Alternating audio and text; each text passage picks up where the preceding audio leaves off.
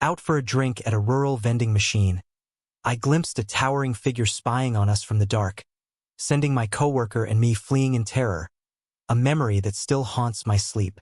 Thank you for your subscription and likes. Let us bring you more stories. So please like, subscribe, comment, enjoy. This happened about 10 years ago when I was working in a rural area. My work colleagues and I were staying in some kind of hostel or dormit at the time, right in the middle of nowhere. I mean, you literally open the front door of the hostel and there is absolutely no sign of life out there. It was a purpose-built building for us workers to stay while we oversee the work we had in the area. In the daytime, the place was busy and lively, but at night, it's eerily quiet. It's just so dark out there. Kind of felt like something was watching me at night and it didn't like me. There were a couple of street lights, but nothing much else. And as an adult man, I was freaked out to take a walk by myself at night. There were no shops around, nothing to do. It really was the middle of nowhere, so all we could do was sit indoors and get drunk, which wasn't all that bad. This story takes place one night while we were drinking. We were in good spirits since it was a Friday and it was a late one. Whenever we do these late drinking nights, I usually get some water before heading to bed to sober up with being too drunk to drive. I had to go to the vending machine up the road a little. I didn't really want to go alone. Something about being out there really creeped me out, so I asked the colleague if he wanted to go with me. Thankfully, he said he wanted to go, so we set off on the short walk to the vending machine. I felt great. The night air was sobering me up a little and I was chatting with my coworker. We arrived at the vending machine. My colleague went ahead of me and got a drink. He cracked it open and started staring off into the distance. What the is that I heard him say it. As I was inserting coins into the machine, I scanned the dark horizon. There was nothing but trees swaying in the breeze and a few distant rice fields. The night air was full of various chirps of insects and croaks of bullfrogs. Nothing but darkness. I didn't know what my friend was talking about. "Hey!" A voice called from the darkness. My blood ran ice cold. My eyes widened and in a panic, I tried to find the owner of that voice, but I couldn't. "Hey!" It was louder now. Shivers ran up my spine. Someone else was out here with us. I looked over at my colleague and I followed his eye line, and that's when I saw it. There was someone out there. I mean, it looked human. It looked to be male too. But something was off though. Its head was bigger than a normal human's head, and it looked to be on stilts because it was massive. It was clad in black but had a bone-white face. This huge hulking figure just stood there motionlessly staring at us, about 200 meters away from the vending machine. I couldn't say a word. I just stared in horror. Then my friend bolted. I had to run after him. Thankfully, we didn't have to run too far. Of course, all of our colleagues didn't believe our crazy story when we got back there. But there was some looks towards the windows checks of locks. You know, safety first. None of them went out that night either in search of what we had seen, and that moment has haunted me for years. I have no idea what it wanted, but I think that if my friend and I didn't react in time, we might not be here today. There are things out there in our world that we have no idea about, and that's a scary thought to me. This happened one hot summer night a few years ago. I was out with a friend who we will call S on a drive. He turned to me as I was driving and he asked me if I was up for meeting some women. He pulled out his phone and started swiping through Tinder. I agreed, since you know it's always nice to meet women, and I had just bought a car, so I had that going for me. Plus I had the app myself and it was in its height of popularity. So I jumped at the chance. "You just leave me matching the girls to me, man," I said. I was so full of confidence. I had a little bit of a reputation back then with the ladies. I'm not exactly proud of these days. I started swiping and quickly reached my limit. All the while, my friend was giggling next to me. After about 20 minutes, I got a match, and as soon as I got the match, I got a message. It was amazing. The message, it was even better. "Hi, what are you up to tonight? Want to spend some time with me and my friend? I think we could have a great night. What you say?" Well, that sent me and my friend into a frenzy. We couldn't believe our luck. I asked my friend what he thought, and he literally ripped the phone out of my hand to reply. So two stupid men took the bait and courageously drove into the night to meet up with these two complete strangers without knowing what hell awaited them. We sped to the agreed meeting point, but we couldn't see anyone there without sensing any danger. We pulled into the dark car park in the middle of nowhere and we parked up. The meeting spot was a remote train station parking lot. There was no one around. Red flags should have been going off, but they weren't. We were blinkered by lust. I suppose I said to S, "This is pretty weird." They said they'd be right here waiting for us. We were so desperate to meet these women that we got out of the car and took a quick scan of the area searching for them. I said to S that I thought we might have been tricked, that it was a hoax. Then I heard someone shout "Oi me," and S kept silent and we started back to my car. "Hey you, what you here looking for?" Some guy shouted. Two men started walking towards us. These guys didn't seem like law-abiding citizens at first glance before we knew it. They were approaching the car. I looked at S and we didn't need to say a word. We knew these were the people who set the trap on Tinder for us. I mean, why else were we told to meet at this remote location? We scrambled back into the car as they started jogging towards us. I saw the look in their eyes and they definitely had malicious intentions. I sped out of the parking area and they gave chasing their own car. It was terrifying, the thought of what might happen to us if we were caught. Would we be robbed, beaten, extorted, something worse? I broke some speed limits that night, but eventually we lost them, or maybe they just gave up.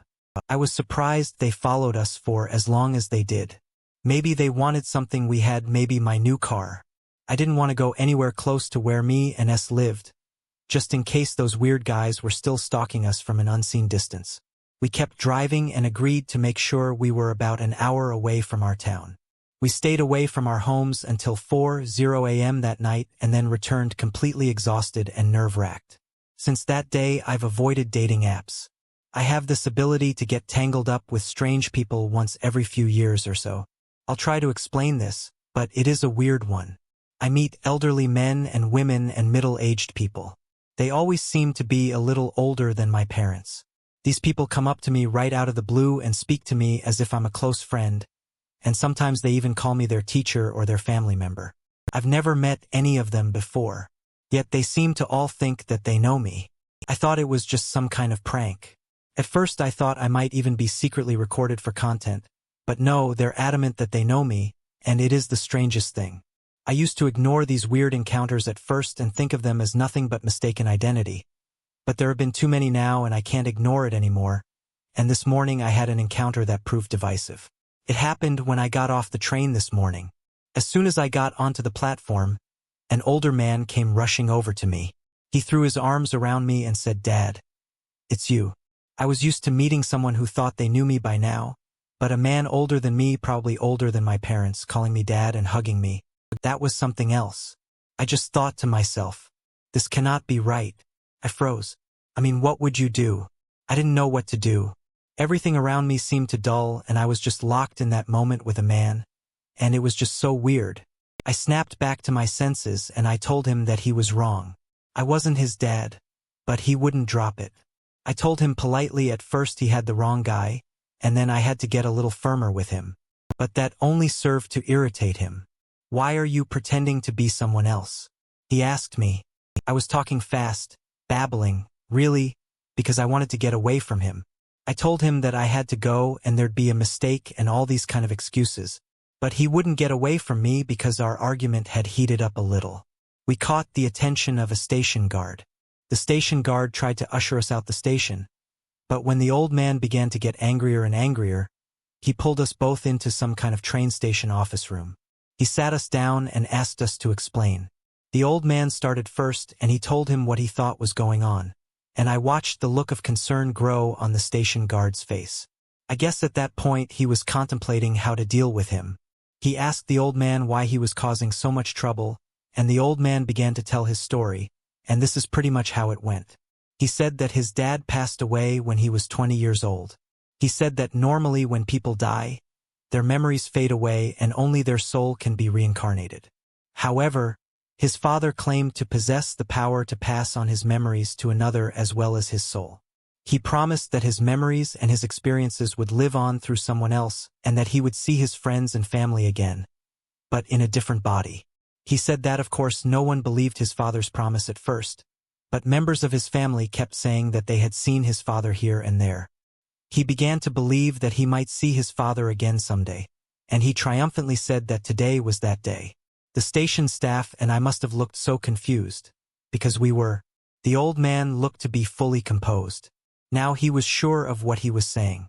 He looked like a wealthy guy too, and he didn't really look like an idiot or drunk or a maniac.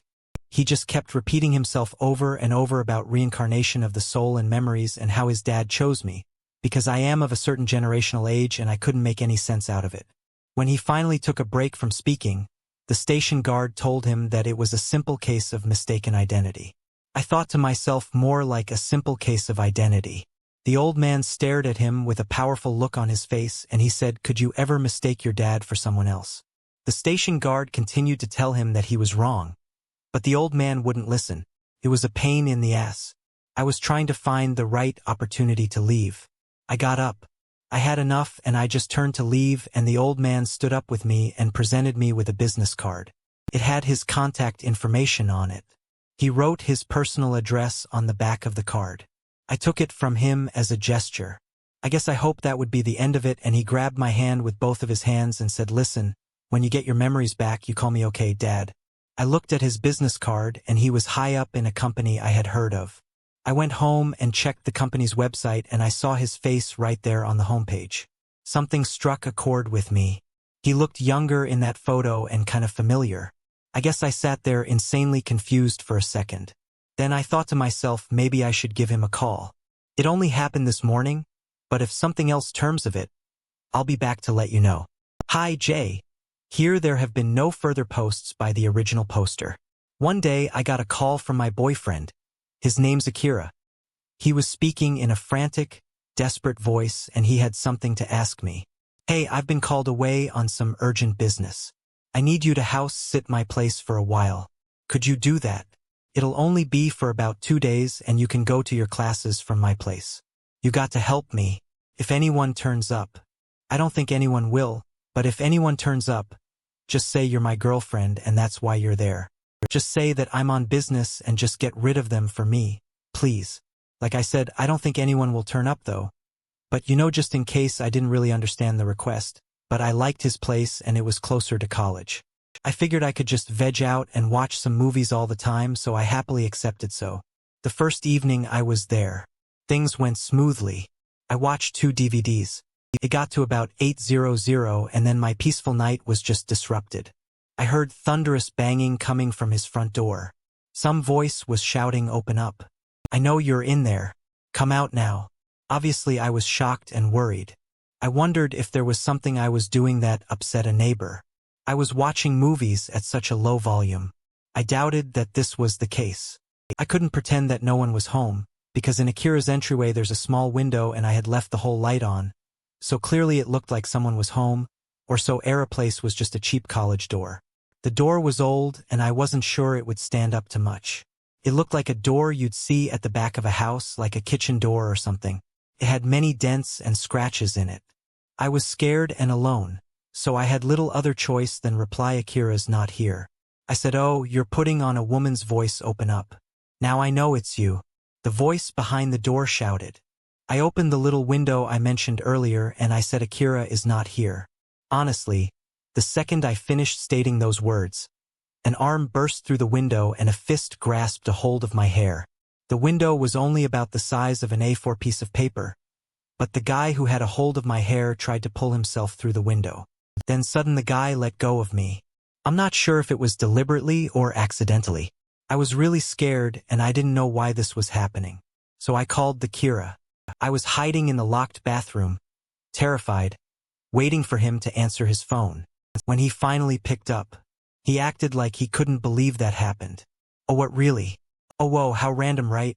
You should just get out of there right now. I guess why don't you come to campus? I'm in the club room." Was he dumb? There was some psycho on the other side of the door and he lived on the 3rd floor. It wasn't like I was about to walk past the guy out there without being noticed or jump out of a goddamn window. I realized that I should have just called the police instead of him. I was crying and I was on the verge of a panic attack. I was out of options, but then I heard another voice outside. I guessed it was another one of the residents. He was shouting some pretty explicit threats, and then I heard him chase the would-be intruder off. It sounded like it was quieter out there now. I waited for a while and then I unlocked the bathroom door. I walked towards his front door. I looked through the peephole and there was no sign of anyone out there. I decided to make a break for it.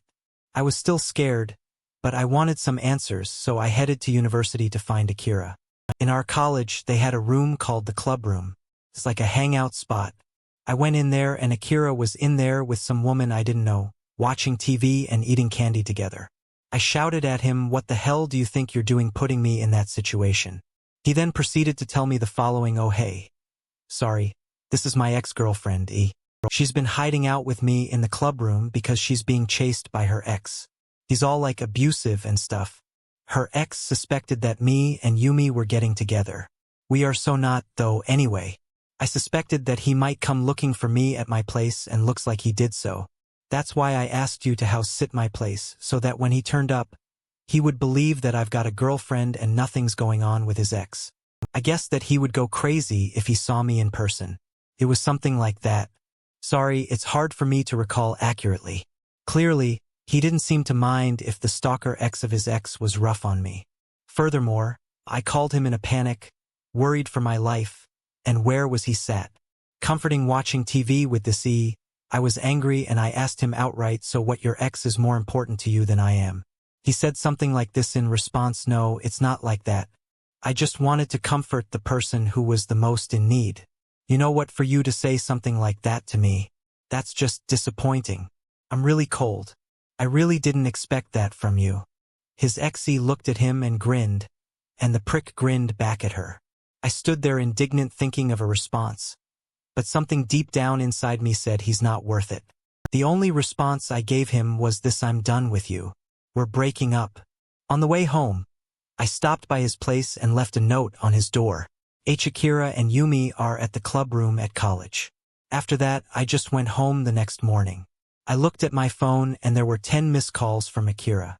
About a month later, I heard from a mutual friend that Akira had gotten into a serious accident and was taking a break from college and was back in his hometown. And I was glad I didn't hear anything about Yumi, because I didn't know her in the first place. I'm really glad that's all behind me now. A few years back, I went to a festival in Hakioji. It was summer and I was with 3 friends. We had a really great night out. We took in the night markets and enjoyed some street food, but it was late and we were ready to head home.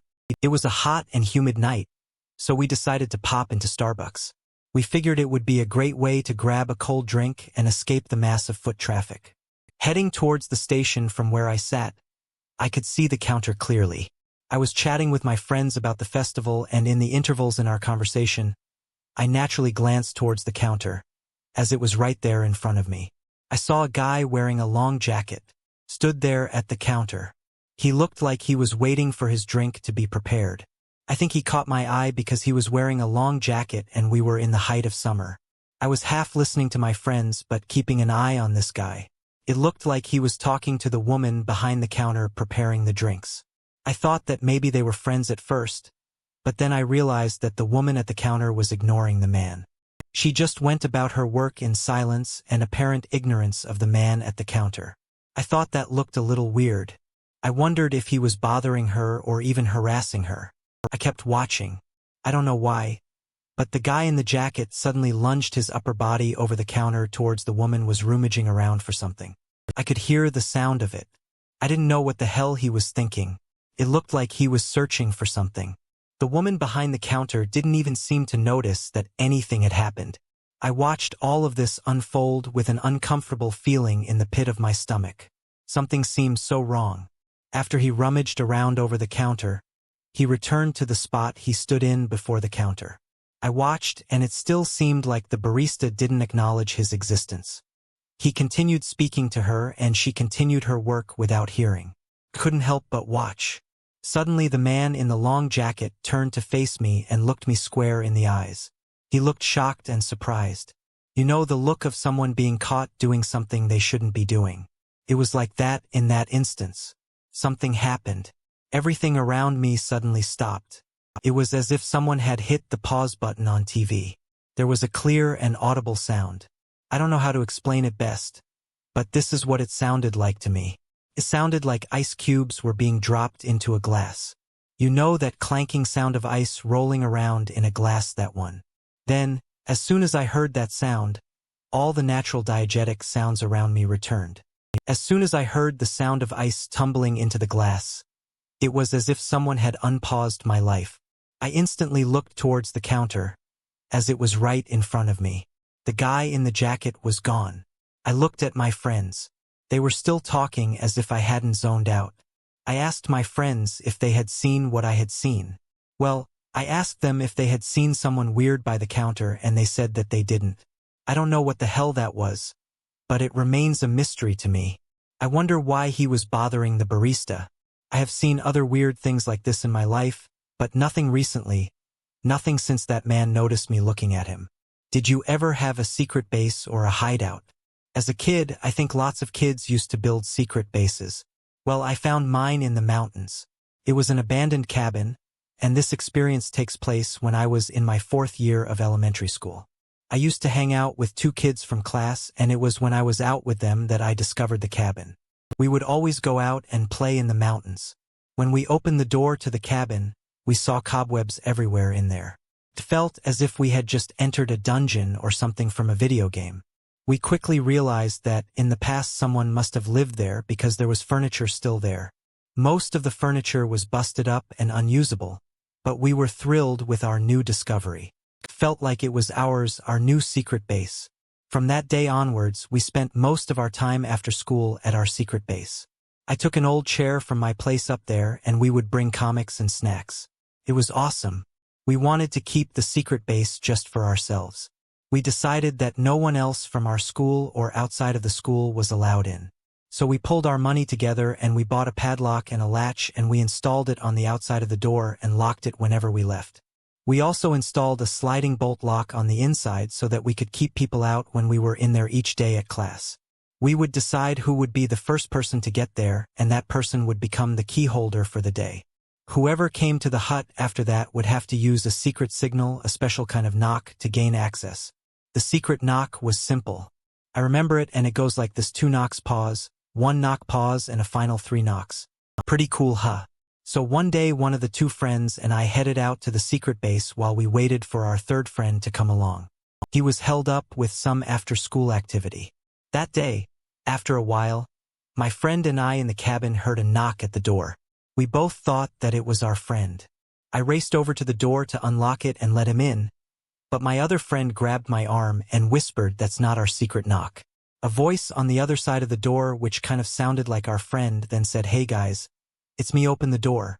This was followed by 3 short knocks. It was really weird because it was our friend who was running late's idea to create a secret knock, and now he wasn't using it. I said to our other friend that it must be our friend out there and he's just forgotten the knock. But then he reminded me that we had all promised never to open the door until we had heard the secret knock. We were bound by our oath to keep that door shut, and we took that very seriously. Another quick 3 knocks came at the cabin door. We stood there in silent defiance. More knocking followed. It wasn't the signal, so the door remained locked. The voice from behind the door, which sounded a little like my friend, began to get angry. "Open." It ordered in a stern voice. We stayed silent. "Why won't you open it for me?" the voice hissed. I don't know how many times I almost went over there to open it. I was really wrestling with that idea in my head. Something deep down always persuaded me to keep my distance until I heard the correct secret knock. Something felt wrong about that situation. There was now a hammering at the door. The voice sounded less and less like my friend, and when it shouted in a booming voice its orders for us to open the door, it sounded nothing like him. We looked at one another in the dusty old cabin with eyes that pleaded for this to be over. Suddenly the knocking stopped. There was nothing out there but the silence of the mountainous woods. My anxiety slowly faded. We waited a few more moments and then we unlocked the door and looked out there, and there was no one there. We left our secret base and then headed to our friend's house. When we got there, we saw his mom in the garden and we asked where he was. She said that he was ill. She had to rush to school because he was running a very high fever, and by the time she had got there, she was told he was already in an ambulance heading for the hospital. That made us feel really weird. On the one hand, of course, we were worried about our friend, but on the other we realized that it couldn't have possibly been him at the cabin door. After we left his house, we spoke about what happened at the cabin. We both considered ourselves very lucky that we didn't open the cabin door. My friend suggested that we probably shouldn't go back there again, and reluctantly I agreed. Then we went our separate ways and headed home when I got home. The sun was still up and shining. My mom wasn't home from work yet.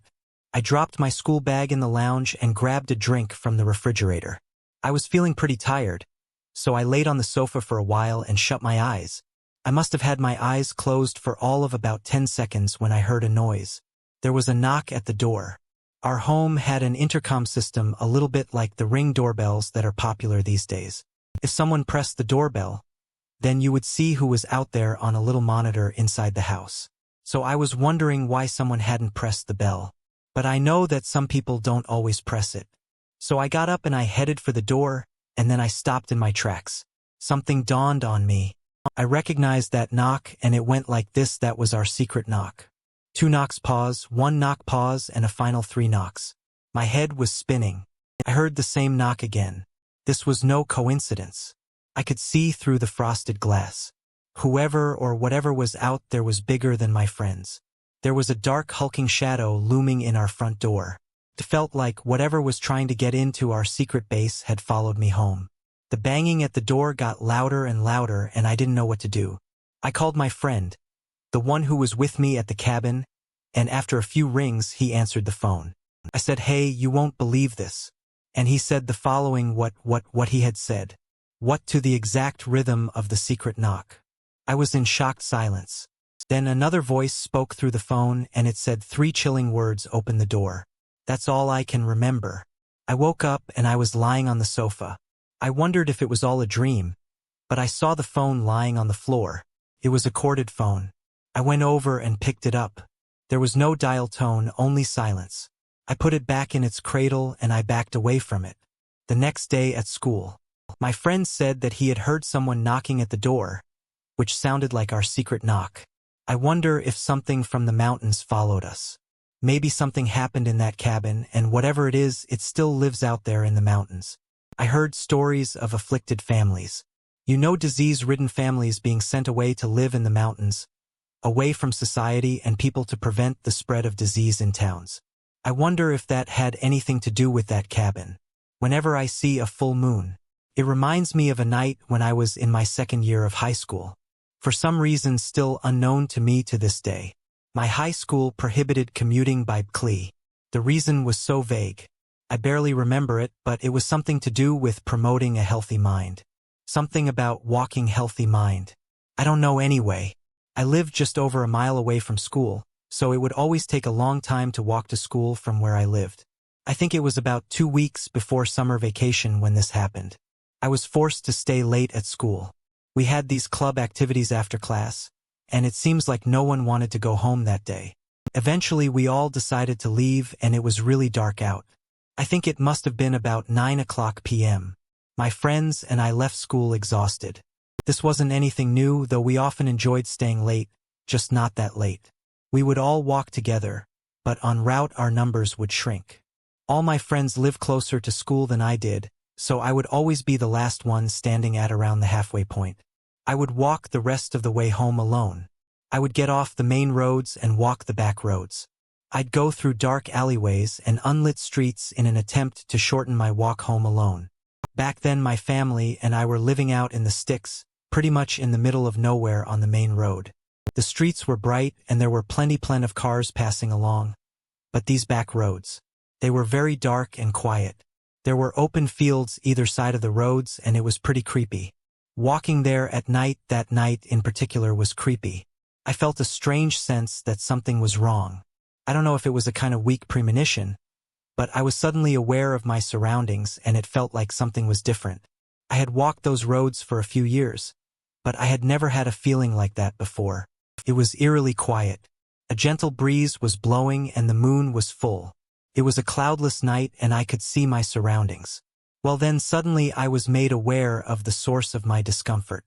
I looked down at the road and there was another shadow cast by the moonlight besides my own. I felt chills race up my spine. Since when was there someone walking behind me, and how long have they been there? I asked my panicked mind. It was really scary. I didn't know what to do, but then I remembered something I knew. If I kept walking my route home and I turned the next corner, I would approach a curved mirror on a pole. You know those mirrors that you sometimes see by the side of the road, so that drivers can see oncoming traffic approaching one of those. So I kept my composure. I turned the corner and I was horrified by what I saw in the curved mirror. There was a man behind me, dressed in black, wearing a white mask and a hat. It was truly disturbing to see someone dressed in that kind of getup out here late at night. I caught a glimpse of something else, though he was holding something in his hand. It appeared to be a hammer, not a regular household hammer. It looked more like he had a sledgehammer, like he had cut down the handle and made it handheld size. Chillingly, he was walking the same pace as me, mirroring my speed exactly, only he was a few yards behind me when my right foot hit the road, so did his. I could tell that this wasn't the first time he had followed someone. The moment I saw him, I felt like screaming, but I thought that if I screamed I'd be dead. I was too far from home to attempt to outrun him. Plus I was pretty exhausted from playing basketball all night at school. I made a decision. I was going to run up to the next house.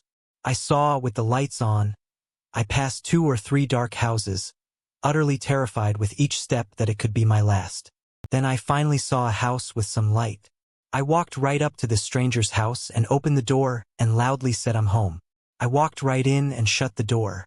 I had to. I was running out of options. There was a family there watching TV in the lounge and they looked so puzzled. But I managed to explain myself and I asked them to call the police and my parents. We looked out of the window, but Hammer Guy was long gone. It was a traumatic experience. I tried my best to give a description of the man, but like I said, he was wearing a mask and a hat. All I could have given them was height, maybe weight, and it would have just been an approximation. Something good did come of this. I guess my school lifted their pointless ban of commuting to school on bikes. So I cycled to and from school from that day forward, and I refused to stay so late. One thing plays on my minders. I wonder what would have happened if the door was locked on the house I approached. Would I still be here today? Maybe not. This happened in June. A few years ago, I was really busy at work and feeling as if every day was the same as the last. Each week I did the same things and I barely noticed when the months changed. One night I was heading home after work when I got a call on my mobile phone. I didn't recognize that number. I answered it anyway, and it was a good friend of mine who I met at college. I was kind of surprised. I hadn't heard from him for about 10 years. At university, we were basically inseparable, though we would get dinner and drink always, like I said. I was surprised to be hearing from him after so long, but after a few minutes of speaking to him, it was like we were right back in the old days. We were talking for a while, and then he asked me if I would be down to go meet him for dinner and some drinks. I said of course I would be down for there. We set it up to meet at the weekend, as we both didn't have to work. To be honest with you, it was just what I needed. I guess I didn't know at the time, but I was close to burning out, and that call really turned my week around. We said we would meet up outside of a train station halfway between my place and his.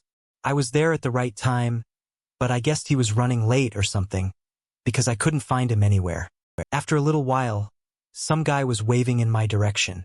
I was sure it wasn't my friend, because he looked nothing like that guy, and I guessed that he might be waving at someone else.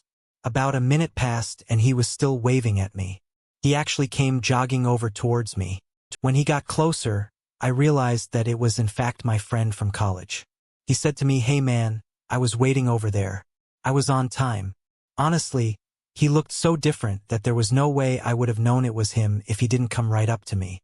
10 years had passed and we hadn't seen one another, so I should have guessed that we wouldn't look like the people we were at college. We headed into the restaurant and I realized that despite his looks changing, he was still the same person inside. By that I meant he really hadn't changed much since college. He was hitting the alcohol just like we used to, and to begin with it was kind of tough for me to keep up with him when we started talking about old times. I was able to catch up with the drinks. We spent 2 hours chatting, drinking. It was just the pick-me-up I needed, and then he turned to me and said, "I was really glad to meet you and have a couple of drinks with you tonight. Thanks for coming, man. It was really nice reconnecting with you again." I was grabbing onto his shoulder and I think I said something along the lines of, "What do you say we got to do this again?" Then he said something completely unexpected. "Well, actually, I don't think that's going to be possible. Pal, I killed someone and I'm on the wanted list and I'm on the run. I'm tired of running, though man so tired. I can't even sleep because the person I kill's face appears in my dreams. I can't stand this pain. I'm thinking the only way to end it is to turn myself in. While I was thinking all this over, you popped up in my head and I thought who would I like to see one last time before I'm sent away. I guess you could say Miss is like my last wish. His confession had me stunned into silence. It was just the way he threw it out there, since I had alcohol on board. I asked him about who he killed. He said it was a woman. It was a stabbing. It was his girlfriend and he had found out she had been cheating with another man. He said the red mist descended and he couldn't remember much after that. But when he came to his senses, he saw what he had done to her. He told me about life on the run. He said he had to completely change everything he could about his appearance. Now I get where I didn't really recognize him. I thought this could have been an elaborate joke or prank, but when we left the restaurant I watched as he walked right up to a police officer by the station. I watched from a distance with interest. In less than 10 minutes a police car arrived with sirens blaring and he got in. When I got home I looked into his claims and found that what he said he did actually happened. He described a murder to me that night and I was pretty certain it was him who did it. After I read about the case, he should be in prison for what he did, and I can't ever forgive him for that, but I feel a little conflicted. It was a strange yet somehow sentimental experience lately. I've been hearing a voice outside my window late at night. I can only make out a few words. It mutters, "Give it back," and then she calls out a name and asks for this person to give whatever it is back. The voice is definitely female and it's loud enough to wake me up. If I have my window open, I can usually hear this voice between 1 and 3:0 a.m. and between 1 and 4 times a week. Sometimes it's really loud and other times it's as loud as the usual street noise. Unless I'm in a deep sleep, I will always wake up when I hear it. After about 2 weeks, I was feeling a little sleep-deprived and not my usual self. The window is close to my bed and whenever I heard that voice, I looked out there often, but I could never see anyone. I thought that I could have been hearing things. I even thought I could have been having bad dreams, but one night I heard someone else react to the voice as a pretty crazy dude in my neighborhood, and he lives diagonally across from my place, and I heard him shout out a few times for whoever it was to shut up. A few nights later, I was out with a good friend of mine, drinking and heading home pretty drunk. I lived just off of the main street and down an alleyway to get to my place. You have to follow the curve of the alleyway and then you come out in my little neighborhood. As soon as I came out of the alley, I saw a woman loitering by my house. She was holding a box under her arm. It was about the size of a B5 or A4 piece of paper. I could see her papers all bundled up in there. It was her voice that I had been hearing. She was muttering right in front of me for someone to give something back to her. I was freaked out by her that, coupled with being sleep-deprived, created a weird cocktail of fear. She wasn't facing me and I wasn't sure if she realized I was there or not. I used this opportunity to quietly call the police. I hoped that this would be the end of me getting woken up at night so often now. 2 officers arrived pretty quickly and they took the woman away who went kicking and screaming. By the way, she sounded possessed. I got a little scared. I'm a single woman living alone and I didn't want this crazy person to know that I was the one who called the police. I didn't want to be a target. So when the officers took my statement, I said to them I wanted my details to remain anonymous and for any information they had to retain on me to be kept private. The officer called later to say that the woman was being kept in custody and for me not to worry. Now here's the scary part of this experience. It was about 2:0 a.m. when I got a call back from the officer. About 5 minutes later I heard something outside. A female voice was muttering, "Give it back." She then called out a name and asked for this person to give whatever it is back instantly. I felt really frightened, but then I thought, oh God, I really am hearing things, auditory hallucinations. But when I heard the voice coming from the other side of my front door for the first time, I knew it was real.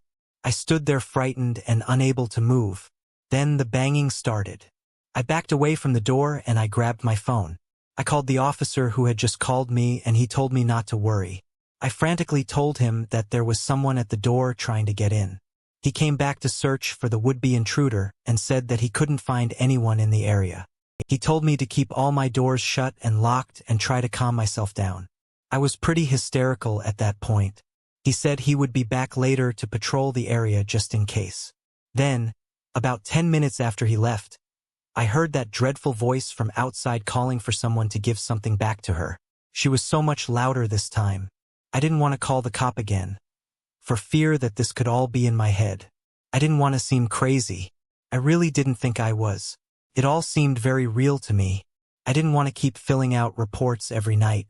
Confident that the doors and the windows were locked and I was safe, I got into bed and I tried to ignore the shrill cries of the woman outside. In the morning, I contacted the police and asked about how long the woman would remain in custody, just in case they had just let her out.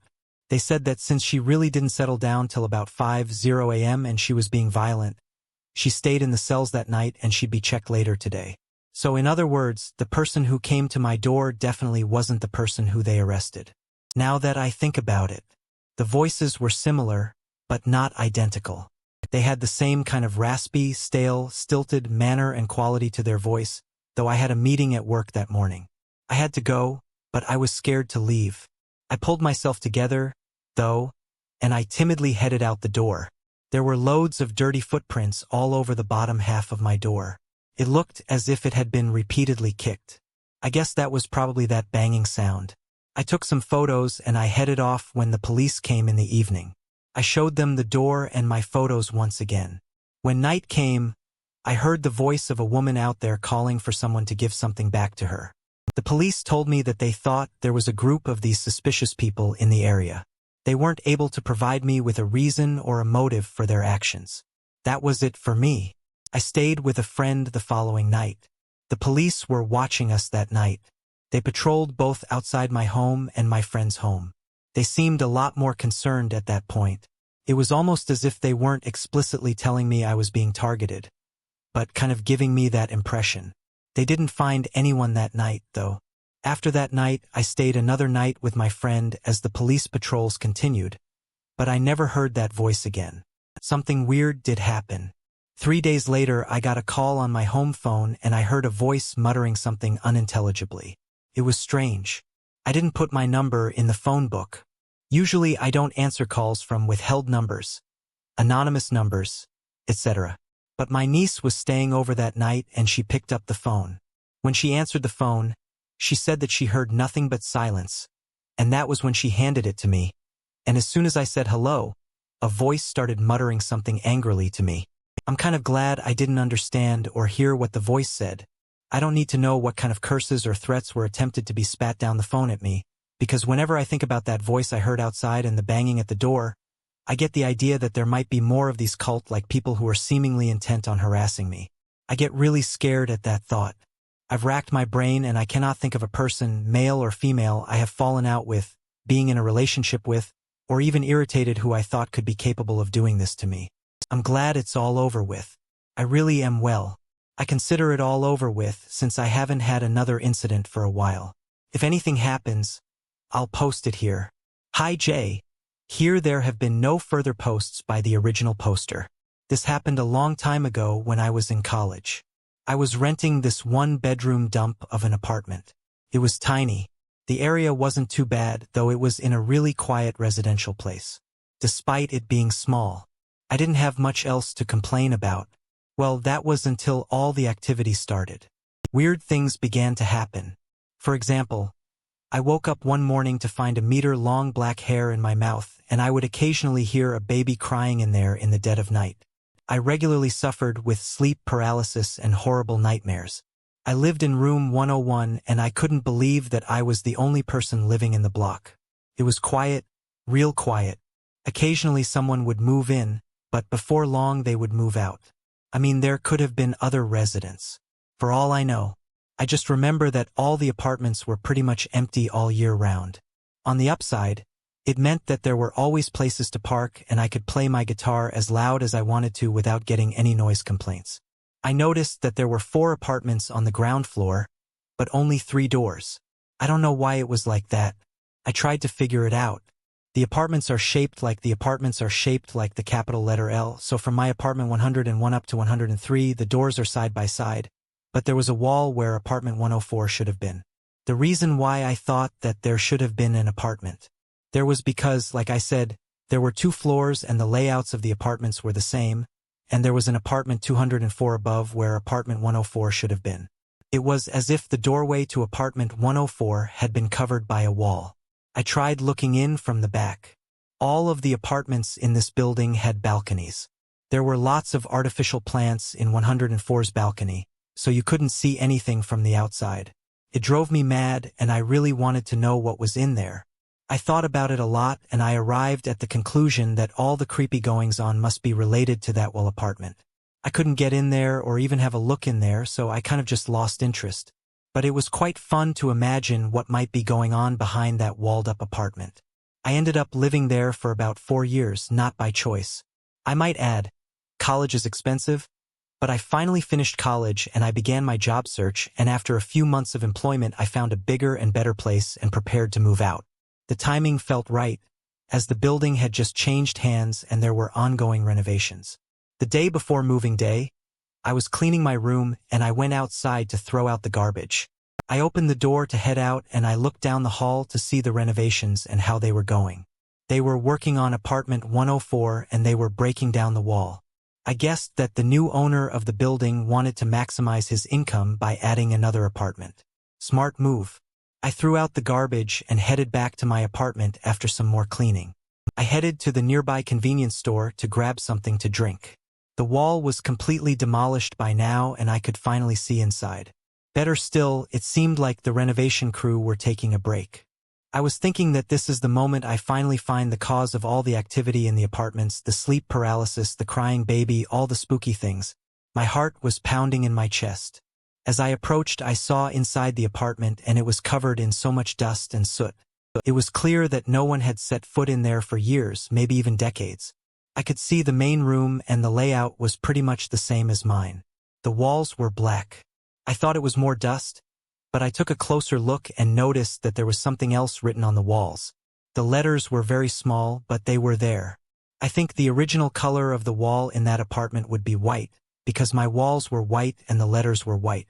Some of the letters were black though, and they were almost imperceptible to the human eye. I got a really bad vibe from that place, yet I couldn't look away.